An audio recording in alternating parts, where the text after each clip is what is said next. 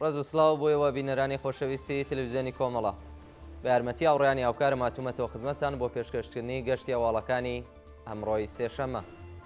سەرەتا سەردێڕی چەند هەواڵ لە ناوبردنی دارستانەکانی کوردستان، زەوتکردنی زەویە سروشتیەکانی سەقز لەلایەن دادگوستەریەوە، کۆبوونەوەی ناڕەزایەتی کەشاوەرزانی نەهاوەند و کۆبوونەوەی ناڕەزایەتی شۆفێرانی بار هەڵگر لە یەزد.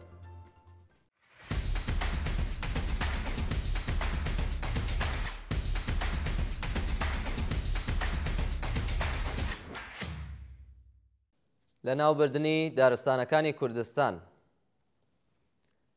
بە پێی وێنانەی بەدەستمان گەیشتووە، دارستانەکانی چەند ناوچەیەکی کرماشان لەلایەن کەسانی هەڵپەرستەوە بە مەبەستی بەرهەمێنانی خەڵوز و سازکردنی زەوی کەشاوەرزی بۆ چاندنی خەشخاش دەبڕدرێنەوە.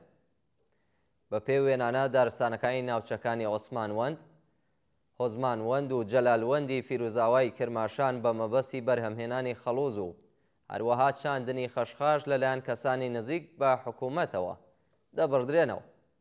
لە ساڵانی ڕابردوودا چەندین جار ناڕەزایەتی لەلایەن ژینگە پارێزان و خەڵکی ناوچەکە دژ بەو کردەوە ئەرجام درراوە، بەڵام لەلایەن کاربەدەستان بە دوواداچوونی بۆ نەکراوە.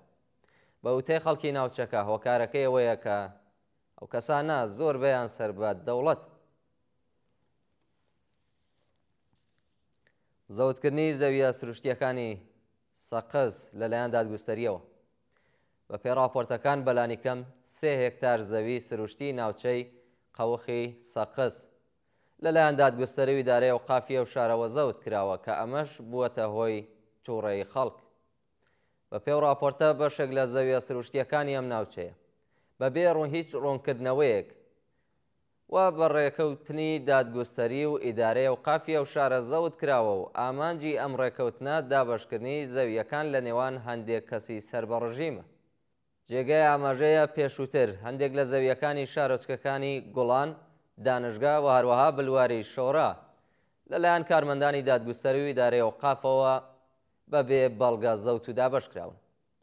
هاوڵاتیان دژ بە بێدەنگی ناوەندەکانی پەیوەندیدار ناڕەزایەتیان دەربڕێ و خوازیاری کۆتایی هێنان بەم کردەوە نایاساییە بوو. کۆبوونەوەی ناڕەزایەتی کەشاوەرزانی نەهاوەند ڕۆژی دووشەممە 25 خاکە لێوەی 1404 هەتاوی کۆمەڵێک لە کەشاوەرزانی نەهاوەندی هەمەدان دژ بە نایەکسانی دابەشکردنی کودی کەشاوەرزی کۆبوونەتەوە و ناڕەزایەتیان دەربڕیوە.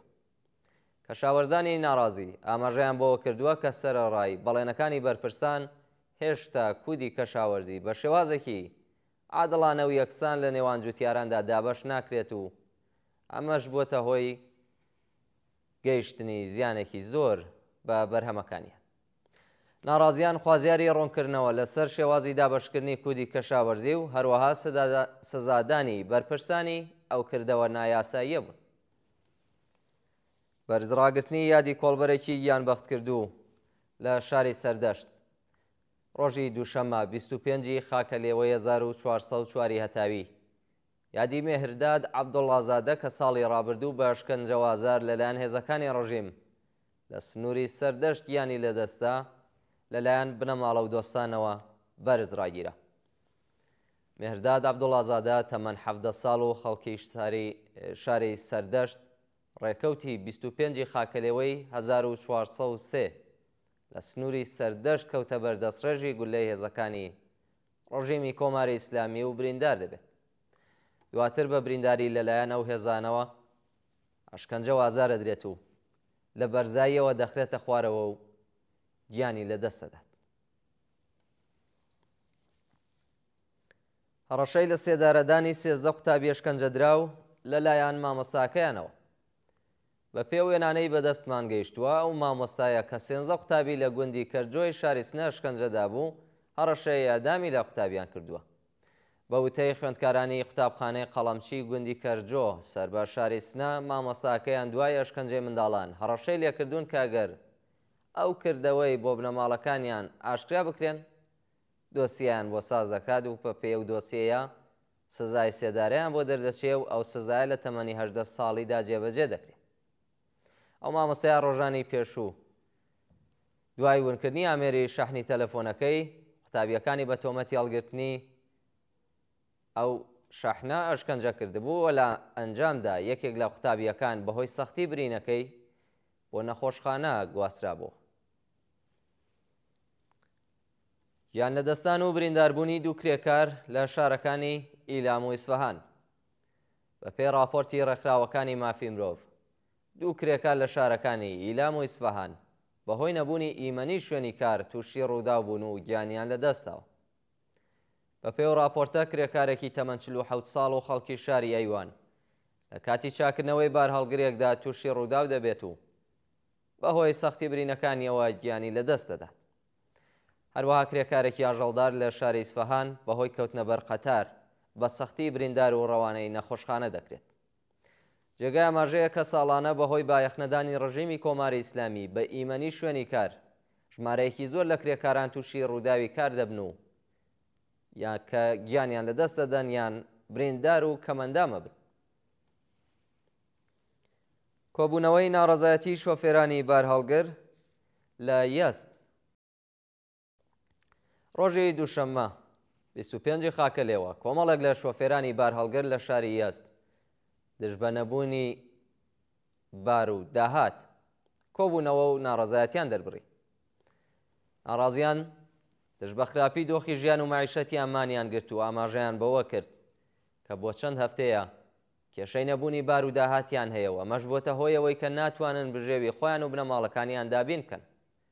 لە بەردەوامی کۆبوونەوەکەدا شۆفێران خوازیاری کەمکردنەوەی تێچووی کڕینی کەلوپەلی بار هەڵگرەکان، دابینکردنی بیمەی دەرمانی و هەروەها باری گونجاو بوون.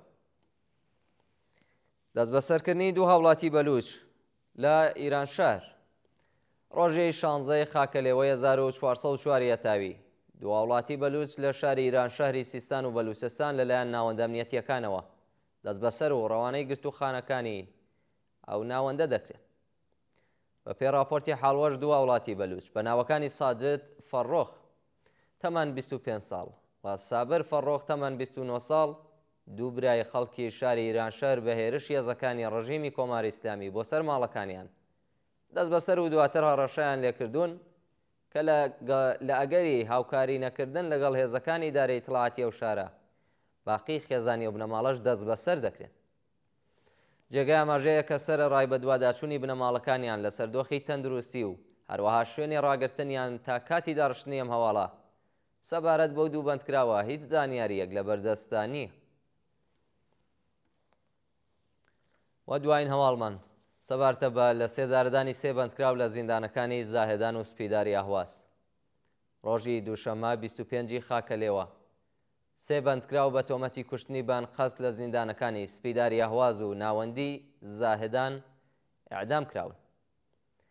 بەپێی راپۆرتی ڕێکخراوەکانی مافی مرۆڤ دوو بەندکراو بە ناوەکانی عەلی بەلوچزەهی و عەلی دەهانی تەمەن 22 ساڵ بە تۆمەتی کوشتنی بان قەست لە زیندانی زاهێدان ئیعدام کراون. هەروەها بەندکراوێکی دیکە بە ناوی ئیبراهیم میعماری تەمەن 36 ساڵ و خەڵکی شاری ئابەدان بە هەمان تۆمەت لە بەندیخانەی سپیداری ئاهواز لە سێدارە درراوە. شایانی باسە لە ماوەی یەک هەفتەی ڕابردوودا لانیکەم 19 بەندکراوی بەلوچ لە زیندانەکانی وەکیلاوای مەشەد، شاهرود، گەناباد، ئێران شەهر و زاهێدان ئیعدام کراون. بینەرانی خۆشەویست لە دوا بەشی هەواڵەکانی ئەمڕۆدا لێکدانەوەیکی هەواڵمان هەیە سەبارەت بە مانگرتنی کرێکارانی کوورەخانەکانی ناوچەی سارۆقامیشان لە بۆکان. لەگەڵماندا بن بۆ بینین. بینەرانی خۆشەویست گەشتی هەواڵەکانی ئەمڕۆتان پێشکەش کرا. کات و ساتێکی خۆش بۆ هەموو لایەک.